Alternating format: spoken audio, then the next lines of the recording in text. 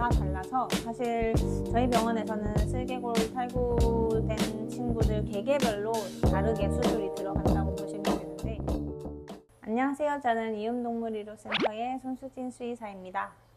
슬개골 탈구는 어떤 검사를 통해서 진단하나요? 슬개골 탈구 진단은 첫 번째로 슬개골이 제자리에 있지 않고 빠지는 걸 확인을 하는 거기 때문에, 그리고 그게 빠지는 정도라든지 빠지는 방향이라든지 이런 거를 좀 정확하게 파악을 해야 되기 때문에 신체 검사를 통해서 슬개골을 만지면서 정확한 기수와 탈구 방향, 그 다음에 슬개골 탈구의 진행 정도 등을 평가하게 되고, 이어서 엑스레이 촬영을 통해 추가적인 진단을 하게 되어 있습니다. 그럼 무릎 이렇게 똑딱똑딱 하면은 몇 개인지 판단하시나요? 그걸로 판단하죠. 손으로 만지고 나서 그게 느낌이 있어요? 네, 그게 사실 거의 92% 이상이에요. 와, 신기하다. 그래서 이걸 다들 엑스레이 찍으면 끝인 줄 아시는데, 네. 제일 정확한 거는 이렇게 손으로 빠지는지 만지는 거. 이렇게. 예. 숙련된 검사자가 슬개골을 촉진함으로써 정확한 진단을 할 수 있습니다. 슬개골 탈구 수술은 모두 동일한 방식으로 진행하나요?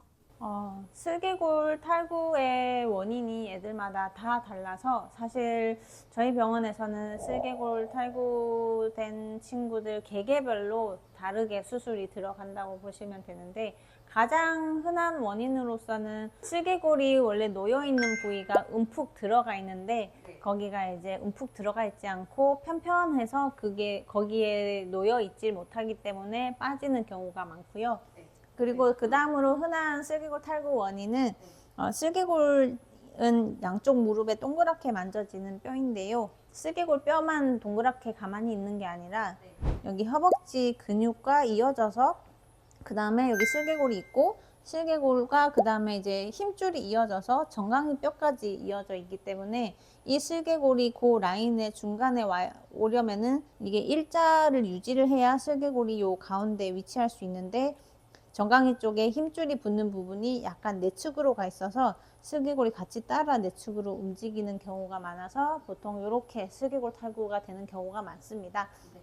그 외에도 여러 가지 이유가 있는데요. 슬개골이 여기 가운데 있는데 이렇게 아무리 빼려고 해도 안 빠지는 게 정상인데, 이게 이렇게 빠진다는 것 자체가 슬개골 양쪽에서 잡아 당겨주는 인대라든지 관절낭이라든지 이런 것들이 탱탱하지 않고 늘어나 있기 때문에 그만큼 빠지는 거예요.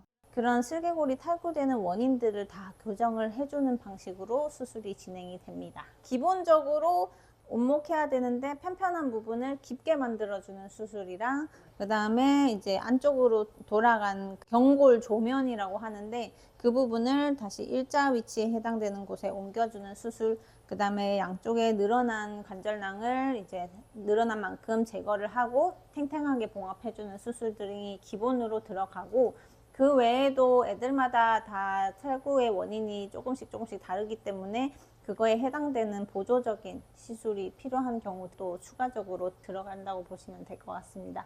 그럼 슬개골 종류에는 어떤 것이 있을까요? 이제 슬개골 탈구는 거의 대부분이 선천적인 문제인데요. 설명드린 대로 이제 원래는 슬개골이 탱탱하게 가운데 유지가 돼야 되는데 그게 안 되는 조건을 조금 타고나서 태어난 부분이 있기 때문에 거의 대부분은 선천적 원인일 수 있고, 두 번째는 후천적인 부분인데 너무 강한 힘이 작용을 해서 뭐 심하게 어디 다리를 많이 비틀거나 사고가 나거나 그런 경우에는 슬개골을 잡아주는 인대나 관절낭이 파열되면서 후천적으로 슬개골 탈구가 발생할 수 있습니다. 근데 혹시 소형견이 더 많이 걸려요? 네. 왜 그래요? 그게 이제 선천적인 부분이 좀 더 작용을 하기 때문에 그런 부분이 좀 있을 수 있습니다. 그리고 슬개골 탈구는 대부분이 이제 제 위치에서 안쪽으로 빠지는 내측 탈구가 대부분인데, 가끔 외측 탈구가 발견되는 경우가 있습니다. 주로 대형견에서 많긴 한데 소형견에서도 분명히 발생할 수 있고, 외측 탈구의 경우가 내측 탈구의 경우보다 관절염을 좀 더 심하게 유발하고 파행시 불편감을 좀 더 유발하는 경우가 많이 있습니다. 수술 후 관리는 어떻게 진행됐나요? 수술 후에는 이제 입원 관리를 좀 적극 권장드리고 있고, 3일에서 일주일 정도 입원을 권장드리고 있습니다. 아무래도 슬개골이 재탈구되지 않기 위해서 절개한 부분이나 뼈를 건드린 부분이 좀 있기 때문에 그 부분이 좀 아무는 동안은 아기가 너무 뛰어다니면 안 되기 때문에 좀 얌전히 있게 해주시는 게 좋아서 초반에는 입원을 권장을 드리고 있고 이후에도 가정에서 조금 운동 제한을 신경 써주시는 게 중요합니다. 보통 2달 정도 운동 제한을 취해 주시면 될 것 같습니다. 근데 또 너무 운동 제한 하면 안 되죠. 네. 초기에는 조금 산책을 제한을 해주시는데 이후에는 어느 정도 꾸준히 산책을 가볍게 해주시는 게 중요해서 매번 재진 오시면서 저희가 아기 상태를 확인을 해서 산책 시간, 횟수 등을 안내 드리고 있습니다. 슬개골 탈구 예방이나 조기 발견을 위해 보호자가 참고 사항이 있을까요? 사실상 예방과 관련된 다양한 정보들이 이제 인터넷상에 확인되고 있는데 사실상 크게 의미 있는 부분은 없다고 보고 어쨌든 선천적인 부분이어서 만약에 슬개골 탈구가 조금 의심이 되고 제일 대표적인 증상이 깨끈발인데요.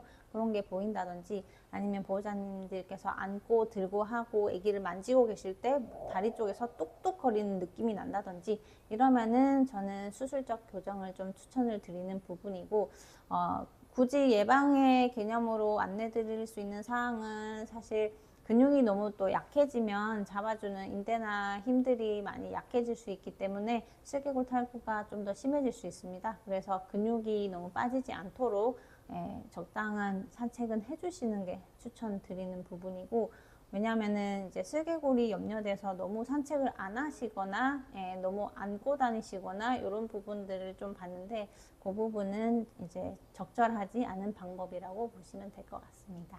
네, 조기 발견을 하면 좋아요. 슬개골. 그쵸.